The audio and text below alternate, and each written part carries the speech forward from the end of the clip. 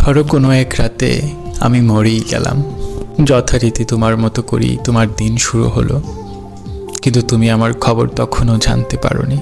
জানবে কি করে? বরাবরের মতোই আমাদের মনোমালিন্য চলছিল।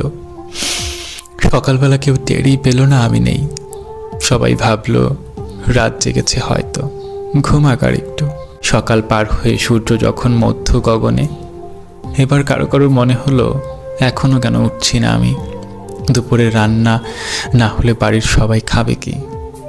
প্রথমে কেউ কেউ নাম ধরে ডাকলো, তারপর যখন উঠছি না তখন বেশ জোরে নাম ধরে ডাকলো কয়েকবার। তারপর যখন গায়ে ধাক্কা দিল জোরে, তখন টের পেল আমার শরীর হিম শীতল হয়ে আছে। এরপর আর কি, বাকি মরাবাড়ির মতো সবাই কান্নাকাটি চিল্লাপাল্লা হলো। কিন্তু তুমি তখনও জানো না আমি আর নেই। জানবে কি করে? তুমি যে আমার সাথে জেদ দেখাচ্ছ।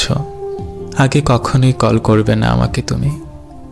এর মাঝে দুপুর গড়িয়ে বিকেল প্রায়। এর ফাঁকে আমাকে আমার গন্তব্যে নিয়ে যাওয়ার প্রস্তুতি শেষ। শেষ গোসল, জানাজা, কবর খোঁড়া সব শেষ। কিন্তু তুমি তখনও জানো না আমার নতুন ঘরে আমাকে নিয়ে যাচ্ছে সবাই।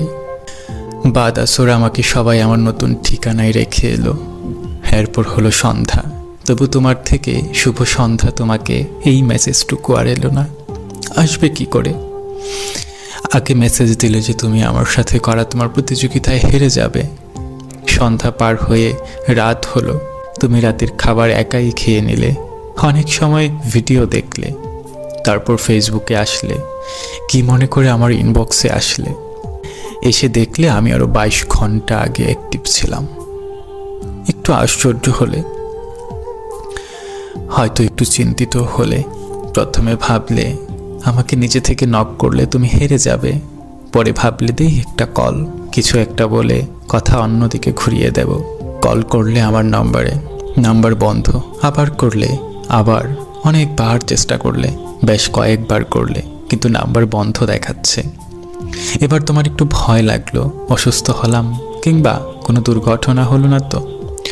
তারপর আমার অনেক বেশি কাছের একজনের নাম্বারে কল করলে,